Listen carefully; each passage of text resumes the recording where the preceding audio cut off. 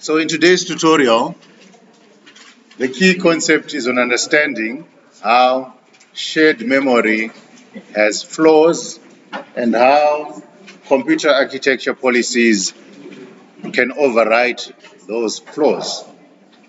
We're going to be looking at different algorithmic expressions that can be used in computer architecture to enhance the concept of consistency and accuracy when it comes to the storage of information or data. Basically, today's lecture is focused on how a computer can have multiple processes existing within the same system and have the same data shared amongst the different processes. We're going to make sure that we understand how we can scale up or scale down a computer system so that we have consistency within our computer. So, basically, we know that in any computer system, we can have multiple CPUs running concurrently. And because these CPUs are running concurrently, they need to share the memory resource that is available within your architecture. Sharing this memory resource can result in inconsistency within the data. When we say inconsistency, we mean that one processor may perform a write on a data object and not inform the other processors that the new value of X has changed. When the other processors gain the object X, they will use an obsolete value, which will result in inconsistent processing. So at the end of the day, we want to be able to avoid inconsistent processing by looking at how a shared memory architecture can be augmented and joined together with the CPUs existing within the same architecture.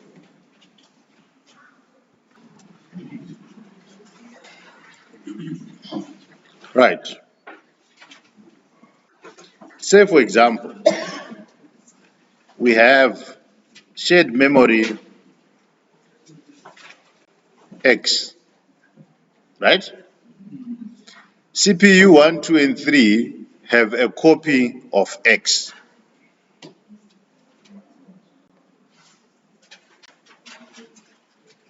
Still together? If, for example, the value of X is 5,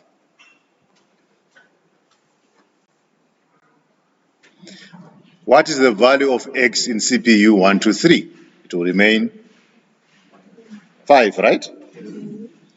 If we decide to perform an action on X, let's say CPU 1 performs a write.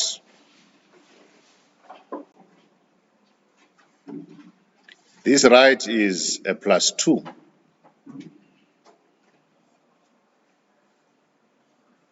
What is the value of X according to CPU 1? To be 7, right? But this value 7 is held in cache. All right? Keep that in mind. We now have CPU 2. CPU 2 had the value of X equal to 5. But the new value of X is now what? Let's say CPU 2 writes -4. And then CPU 3 reads X. What value of X is CPU 3 going to read?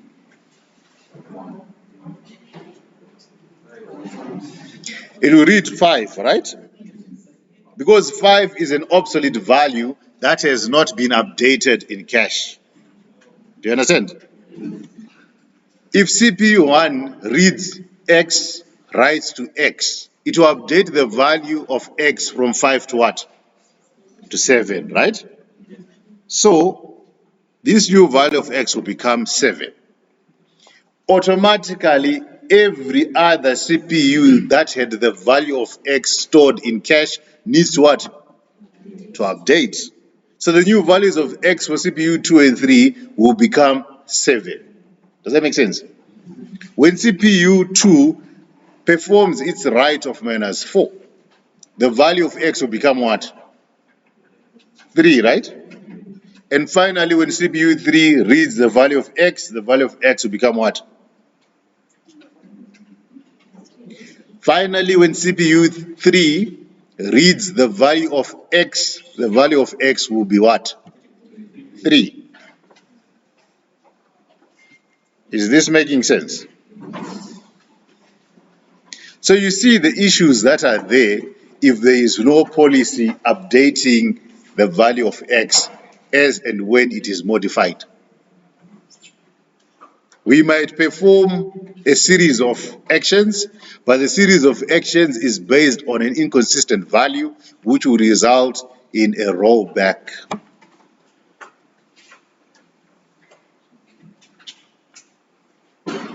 So, the basic computer architecture has something called a bus. From our IT 101, we know a bus is a physical connection. Usually, it is a set of wires that runs through the CPU and connects the hard drive to the memory slots, to the graphic card and everything else, right? And we're then saying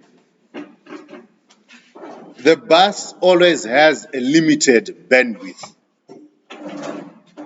And the limited bandwidth regulates the number of CPUs that can be connected and in communication at a particular point in time. So you realize that if we connect multiple CPUs and we run out of bandwidth, one of the CPUs is going to be in a suspended state up until it has access to the bandwidth. Any activities being undertaken by the other CPUs will not be accessible to that CPU which is in a suspended state.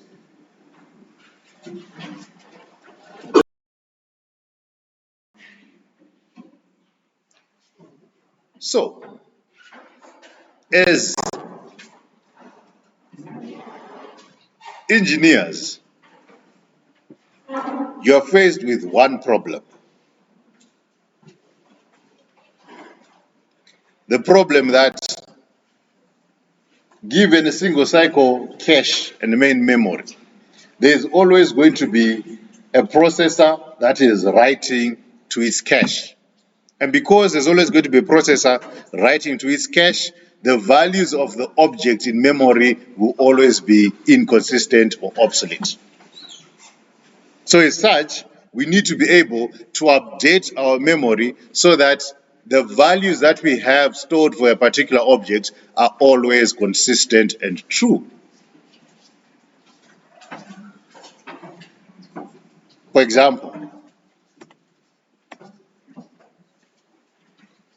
if you recall this diagram, processor 1 reads X from main memory and caches it as 24, right? Processor 2 reads X and obtains 24 and caches it again. Processor 1 performs a write on X, and the write is a +8 for simplification purposes. Now the value of X is a 32, right? If the value of X is not updated in main memory, processor 3 will read the value of X as what? But the actual value of X is what? Now we have a problem. Are you following?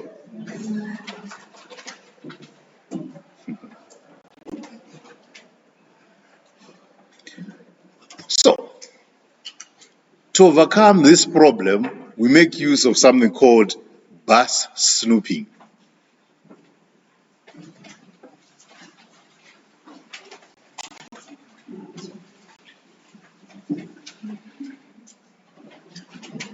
So, when we are bus snooping, all we are doing is watching. We are watching what each CPU is doing, right? And once any activity is identified as a change in the value of X, that change is appended globally. Meaning to say, if we go back to our diagram,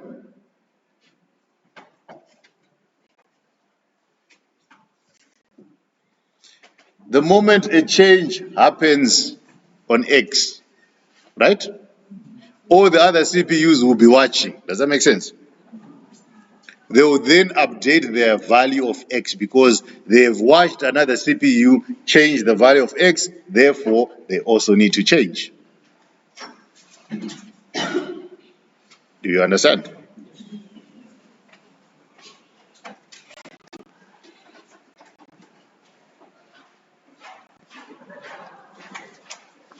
So, this makes sure that there is some form of communication between CPU 1 and CPU N.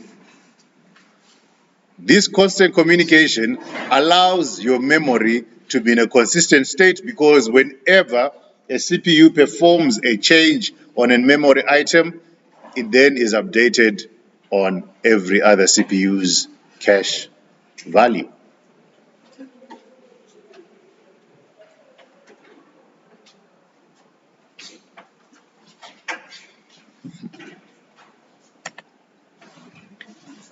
The first snooping protocol we're going to look at is called the write invalidate.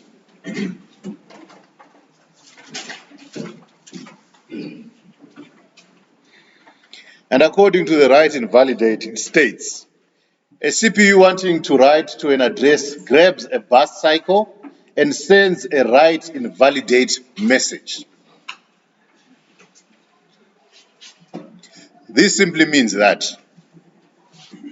in terms of prioritization, the CPU that wants to write sends a signal to all the other CPUs to not write object X.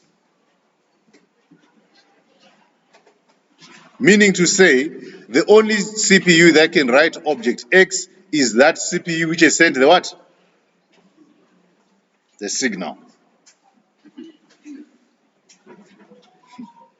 So, once the other CPUs get this signal, they instantly invalidate their value of X and await that CPU to write the new value of X so that they can then grab the new value of what? Of X.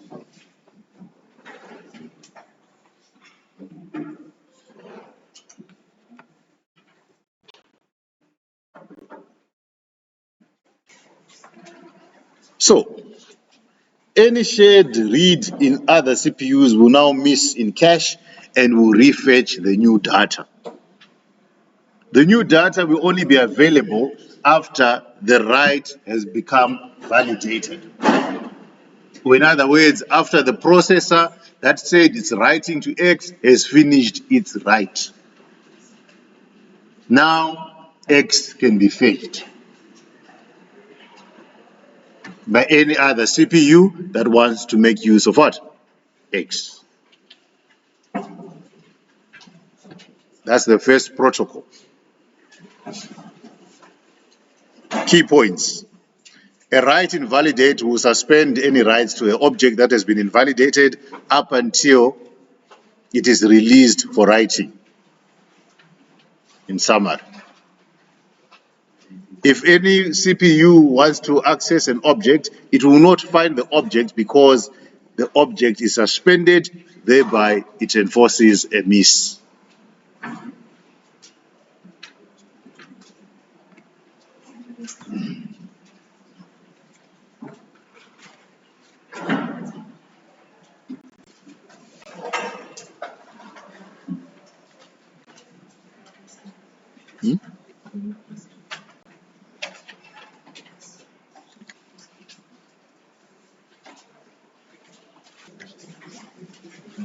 So the next snooping protocol is called the write what?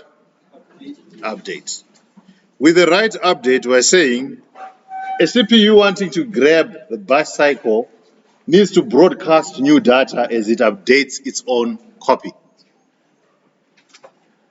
Right? And then all snooping caches update their copy.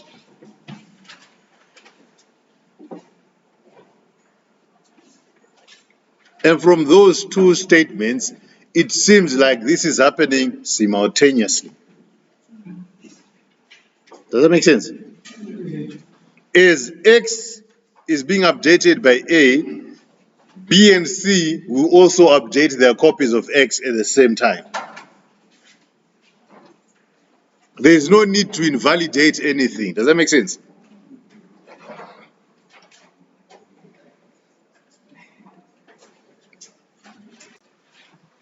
So, now that we understand these two snooping protocols, would you use an update or an invalidate, and why?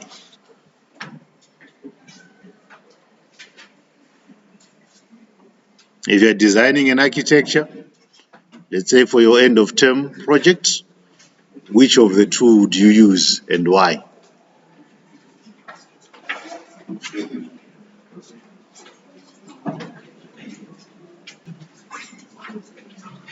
According to the Messi protocol, we're saying any cache line exists in one of four states.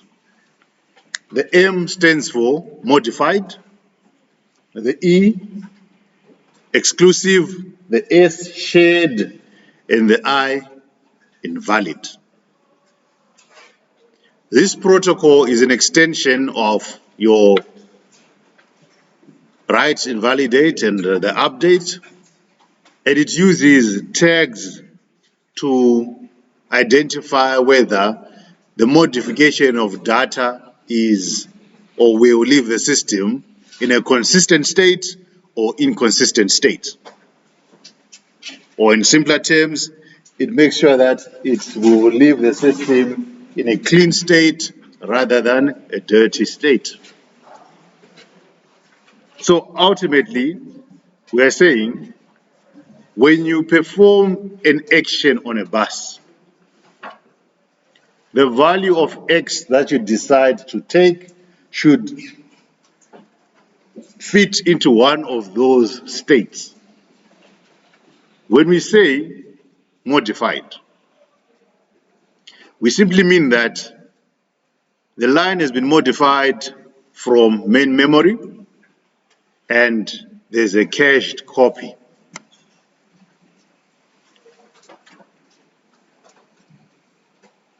For example, we have X equal to 24, right? In main memory. Then CPU A changes the value of X to 32.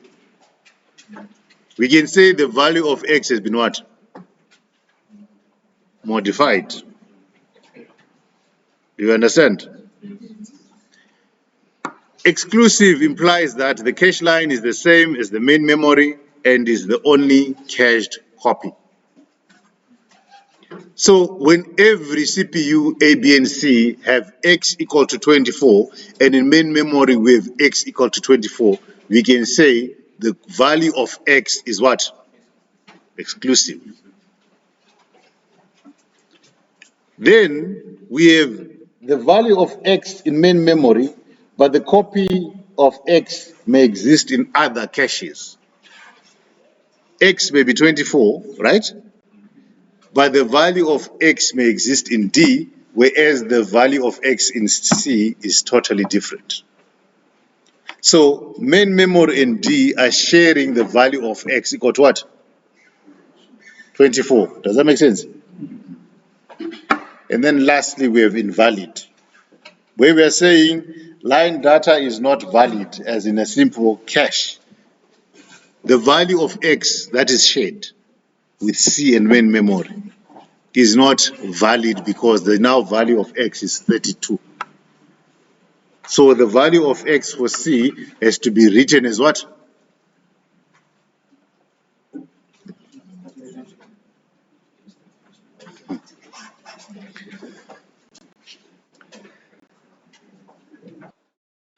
Is happening on the line. It is tagged in such a way that each processor making use of an object knows the state of the object that it is using. For example, if the object is shared, right?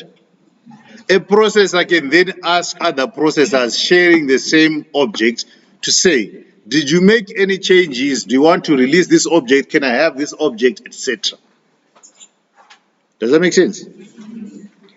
Somebody gave us an example of a bathroom, right? A bathroom is a shared room, right? You cannot just go in from your room into the bathroom direct, right? You need to confirm with the other parties involved that is there anyone using the bathroom? Usually we what? We knock, right? And if one of the parties is using the bathroom, they'll confirm they are using the bathroom, right? And you wait up until the bathroom resource has been released for you to then gain access to the bathroom. You can pose a question, are you still using the bathroom, right? No. Usage of object X has been invalidated by process Y. Henceforth, there's a rest condition to get that process and people fight for the bathroom. Is it making sense?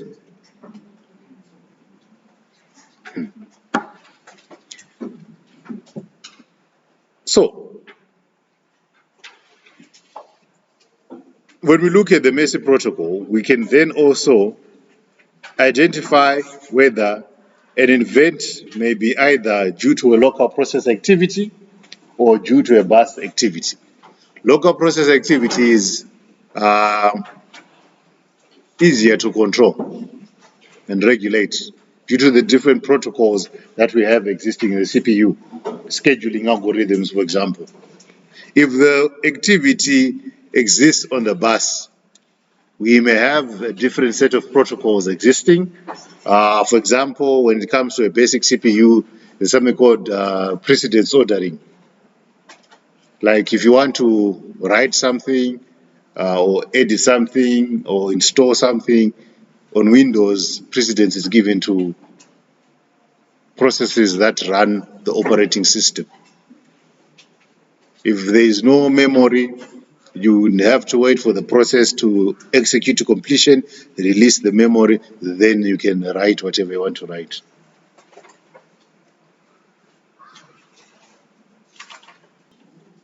We said when a processor is looking for an object, it can either be a hit or a what? A miss, right? This hit-miss principle can be applied to a read or a write,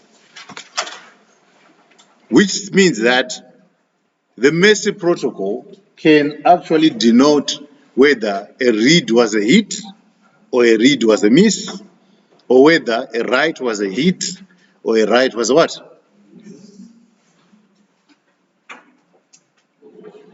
For example,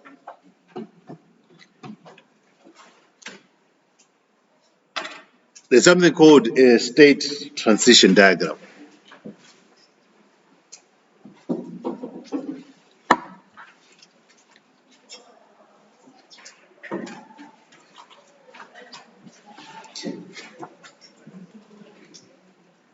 Let's say this is item X. Item X is found in main memory, right? This is process 1.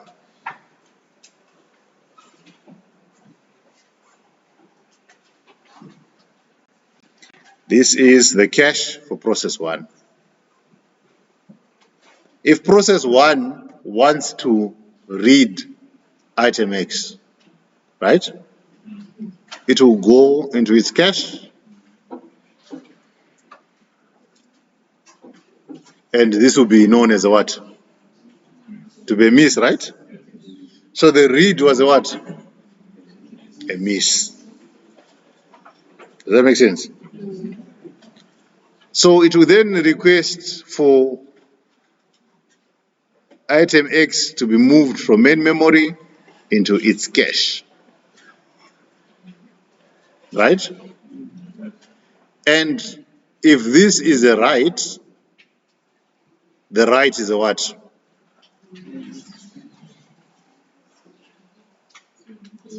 It's a miss because there was nothing in cache, and is it?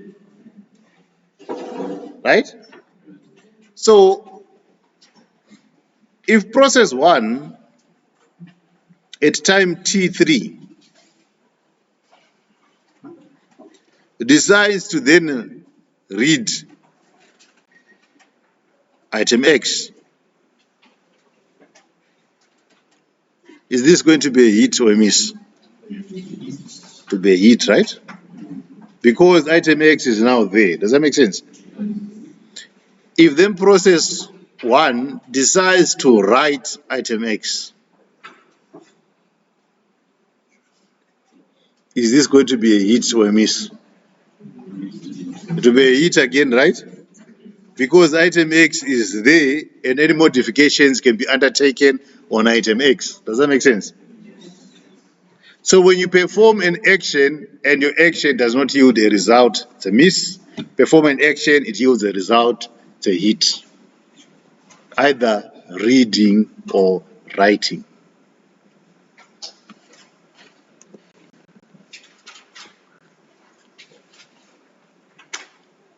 Are we together?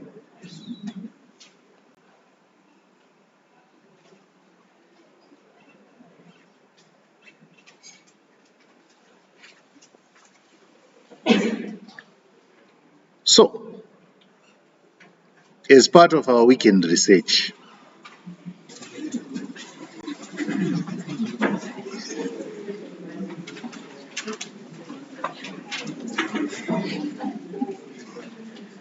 I need you to answer the following question. With the aid of a clearly labeled diagram,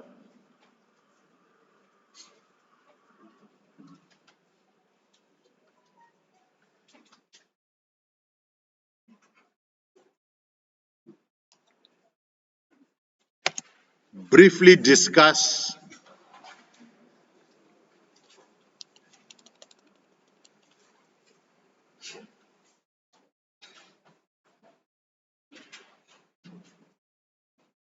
the Messi protocol,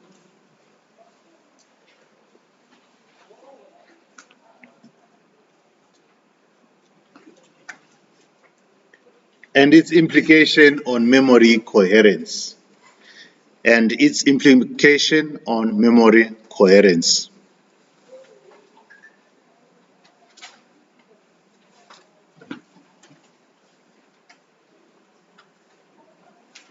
Question 2.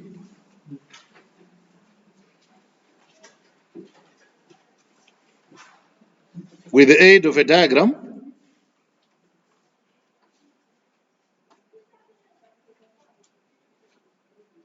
discuss the directory-based schemes in memory management. Directory-based schemes in memory management. Directory-based schemes in memory management.